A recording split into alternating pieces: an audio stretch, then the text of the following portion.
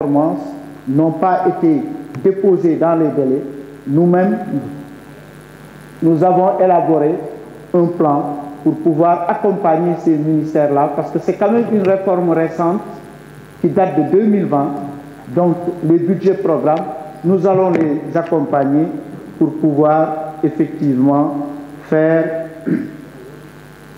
pouvoir déposer dans les délais les rapports de performance.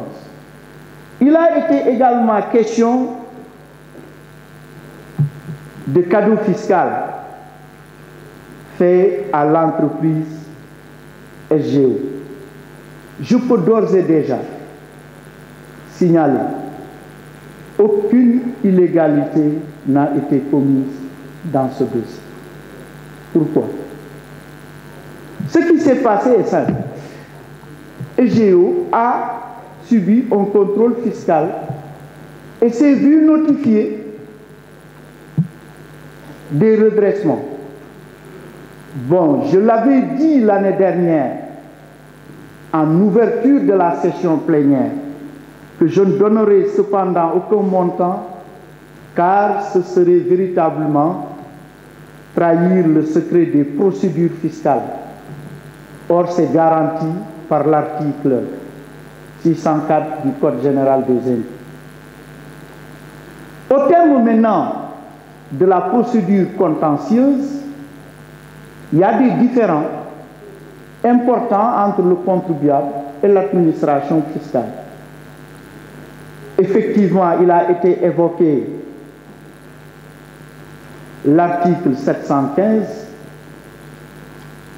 dans la question écrite. La réponse écrite est là. On vous la communiquera dans les délais. Mais mon collègue du travail m'a dit que nous, on a vu les questions dans la presse. On a très rapidement répondu à toutes les questions écrites. Mais mon collègue du ministère du Travail me dit qu'il ne nous a pas encore saisis. C'est comme j'avais fait avec l'honorable député, je pense, à l'UNSAL, sur le projet de loi de règlement. Sa réponse est là. Là aussi, on a répondu, même si c'est dans les couloirs de l'Assemblée qu'on a remis ça en commission. Parce que nous considérons que chaque fois que les honorables députés posent des questions, nous, administration, nous sommes tenus de pouvoir répondre.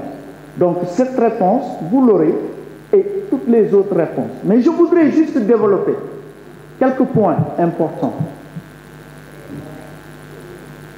Bon, 715, véritablement, ça n'a pas trop sa place ici, parce que jusqu'ici, les droits n'étaient pas définitivement établis. Le contribuable a eu à faire un recours au niveau de la hiérarchie. C'est normal. Il faut savoir que dans l'instruction effectivement qui était en cours, mon cabinet, dont mon directeur de cabinet, inspecteur principal des impôts, avec mes conseillers techniques, réexamine l'ensemble du dossier. Si les redressements méritent d'être confirmés, on fait une lettre, je confirme. Si les redressements méritent d'être revus, on fait également une lettre dans ce sens. Donc, même si on dit simple lettre, mais c'est ça la procédure. Maintenant, sur la base des éléments techniques fournis par ces fonctionnaires, deux éléments importants. Les arguments. Ce n'est pas parce que vous avez notifié 150 milliards que 150 milliards est dû. Non. Les arguments des techniciens du ministère, du cabinet, sont solides. Deuxième élément d'appréciation, à notre niveau, au niveau du cabinet du ministre, c'est les enjeux stratégiques du dossier en termes de création d'emplois, de compétitivité, d'attractivité du pays et de réputation du Sénégal auprès de ses partenaires. si le Sénégal a eu à avoir un peu des investissements directs étrangers, je parle du secteur privé, c'est parce qu'effectivement, donc quelque part, c'est la réputation du Sénégal. Sur cette base, on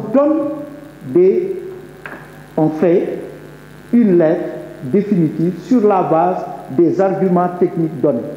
Mais je pense que tous les éléments, c'est une réponse de 2 pages, tous les éléments relatifs à la question écrite sont là et nous répondrons véritablement à toutes les questions qui ont été soulevées par les honorables députés. Il y a d'autres questions même qui se rapportent. J'ai l'habitude même par rapport à des questions qui se rapportent à d'autres secteurs qui sont gérés par mes collègues du gouvernement. Quand on parle du projet Madiba, qui est au niveau du secteur de la santé, quand même, bon, mais ministre des Finances et du Budget, nous sommes obligés de connaître toutes les politiques publiques. C'est destiné à la production de vaccins, pas uniquement contre la Covid, contre la rougeole, contre la poliomyélite. Et son coût, c'est 250 millions de dollars pour un montant de 136,8 milliards. Quant au diabète, le cancer, vous l'avez vu dans la politique de subvention, c'est bien pris en compte dans le budget 2024 au niveau du ministère de la Santé avec des dotations de 565 millions et 1,5 milliard. Bon, pour tout le reste des questions, sur les questions d'endettement et autres, je suis revenu de long en large là-dessus.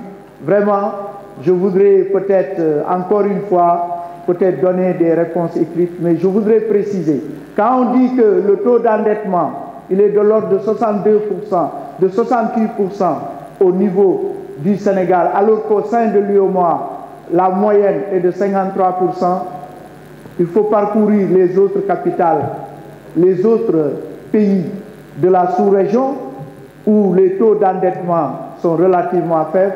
Vous ne trouverez pas le nombre de kilomètres de route qui existent au Sénégal. Vous ne trouverez pas le nombre de villages électrifiés qui existent au Sénégal. Vous ne trouverez pas tout cela qui ont fait que nous avons eu la chance d'y aller. D'ailleurs, ce soir, j'irai à Cotonou pour le Conseil des ministres de l'UEMOA. Sur cette base, honorable député Ababay, je reviendrai avec une réponse écrite par rapport à un peu le ressenti au sein de l'UEMOA, les réponses à apporter à certaines questions pertinentes que vous avez soulevées. Bon, je sais que j'ai pris un peu plus de temps que prévu. Je vous remercie de votre aimable attention. En tout cas, cette fois-ci, je ne dirai pas que vous allez me manquer, mais nous sommes ensemble pour le reste encore de l'année et pour la gestion 2024, puisque nous reviendrons ici à chaque fois à l'occasion de la prochaine loi de finances, loi de règlement 2022, pour l'examiner et en commission et en plénière. Je vous remercie, honorable député, monsieur le président. Je vous remercie. Je vous remercie, monsieur le